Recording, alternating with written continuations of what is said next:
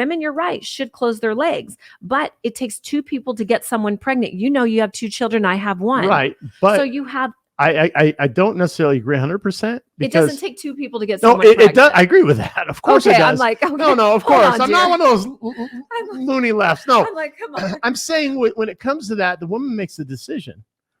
Now, she does make a decision. Now, he's not being responsible. I agree with that. Correct. Now, he doesn't have to You're right. He does not have to stay. Right. True. Correct. That's his decision. So my belief is, you know, I do tell men to wait till they're at their value before they settle down.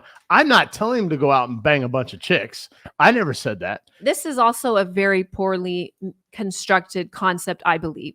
The most successful men on the planet, when you talk about the Bill Gates of the world, the Elon Musk, the Mark Zuckerberg, the Jeff Bezos of the world, all exceptions of the rule, and on, they had a ride or die bitch by their side. Now, maybe they have gotten divorced since then, which many of them have. And all but simps. in building their business, they had a ride or die. Look at Elon's been with Elon. I know Bill, he has multiple children, and Bill was seeing his ex girlfriend, right? But what I'm saying is, when they're coming up and building, and some of my billionaire mentors who I follow have had one woman with multiple children, and that woman and there's was nothing the wrong with that, backbone of that family, and that rise up. But I'm not disputing that. I'm just telling men to wait till you.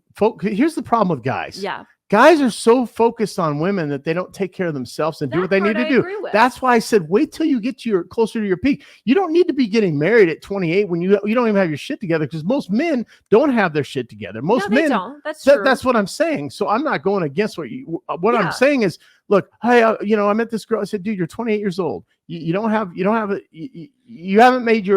have not stamped your name in the star on Hollywood, right? You haven't. Correct. You have a bamboo foundation. It's going to fall apart. You don't have a concrete foundation, right? But that's where having skin in the game is my point. It's like these guys are saying, like the Fresh and Fits of the world and the Meyer, all this. They're saying, wait till you get all that money, all those bitches, then find a 20-some-year-old virgin. It's like asinine. But I wouldn't date a 20-year-old girl in the first place. Case in point is, you always will question if that woman was really with you because she loved you or because you came up and had money. And I'm not saying that men should forgo their purpose, because their purpose is this calling in this life for a woman, but they should be with a woman and still remain dedicated to that purpose. And if that woman leaves because he is so focused on that purpose, then she wasn't a ride or die in the first place. But reality in the world we live in, most women will leave. You're right. They will leave, and to get what you need to get done, to be the provider and protector, especially where you live, it isn't $100K. It's $250 minimum. You know this. Trust me, I know. Right. So that's why I tell these guys, like, a guy calls me, he's in Anaheim, Orange County. Not the good part, right? No, you're in Newport, but there's still Anaheim Hills. Yeah.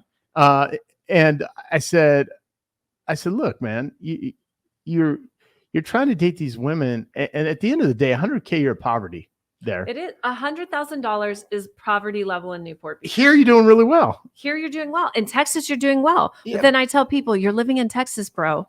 Like, right. But the point is, like, and I don't want to speak for every woman out there or every couple, but a lot of the dreams are, I want to have traditionally. I know. I want to have children. Shifting. It is shifting. Unfortunately. I want to have children. I want to be. I want to raise my children and not a daycare. I want my grandparents to be grandparents, not daycare. Yeah. To do that guy's got to have something together, right? Yeah. And so that's what I'm focused on. I'm not saying that you both can't have a career. I'm not saying that you can't get married when you're younger, but I see what's out there. And 13% of men make $112K a year. Yeah. Single guys. So if you look at it from that perspective and go, well, they're not living in, if they're living in San Francisco or LA, they're broke. They're broke. Or Seattle, right? Yeah. So I didn't know Seattle was like Seattle is, this is the thing people don't realize about Seattle, is a mixture of the Bay, Silicon Valley, and LA all in one. Sounds like a terrible place. I will not be visiting. And 100K is poverty level there now. It is. I mean, it's poverty level in OC either. I feel like what makes me sad, because I see this in my practice, is that these men who have a lot of money and who have a lot of wealth and who have a lot of affluence, and they just are dying for intimacy.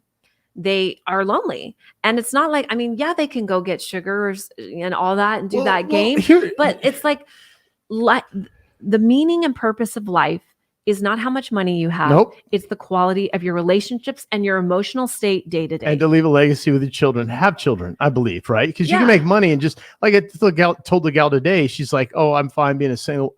I don't need kids, blah, blah, blah. I'm happy. I said, yeah, all you are is a taxpayer for the government. There's no joy in that, you know, whether you're in a relationship or not and have children, right?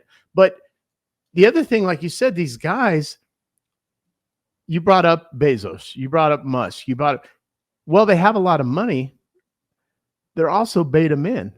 They have no skill set. So these guys that make, I don't know if that's fair to say that these men don't have skill set. Darling. Okay, let me explain something to you. And I go through this well, not at you, but for you. Jeff Bezos, okay, is not the most attractive dude in the world. No. Okay, if he was working at 7-Eleven, he wouldn't be with that Latina girl. He paid $38 billion to But shout out to him for dating an age appropriate woman. Okay, right. But the point is he doesn't have that skill set. He's good at making money. Yeah. He doesn't. So not Bezos, but let's say it wasn't Bezos, but it was the same guy, the same face, and he made $300,000 a year. Well, and he's lonely. He's looking for intimacy. He's not going to find it. He has no skill set. He has no ability. All of them have to pay. I understand that because, you know, I mean, it's no secret. Like I dated athletes. I've been lucky enough to date athletes my entire life. I just got blessed with it. And I will say this for my haters. A lot of them are like, oh, you won't date short white guys or whatever. And here's the thing. You have a preference. And there's nothing wrong. There's nothing wrong with that. People have preference. But I will say, in regards to being a single mom, I was like, okay, I need to do the right thing here. And I met someone very affluent in the NLP world. He works on Tony Robbins' stage. He's on stage more than Tony. He's a PhD neuropsychologist. He was smart guy, very smart. He was Black. He was about 5'9", and he made a shit ton of money, had a shit ton of influence.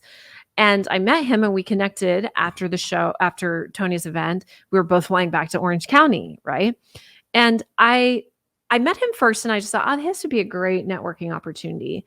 And this was about 4 years ago. And we developed a friendship and then we started dating. We dated for a year. And I learned so much in that time. And I told myself, Jenelle, you need to think about your son. You need to not be focused on sex and what you're sexually attracted to, even though I know how sexual polarity works. You need to focus on hypergamy, what everyone else, every other woman I know does. They date men with a credit card, right? Or some level of affluence.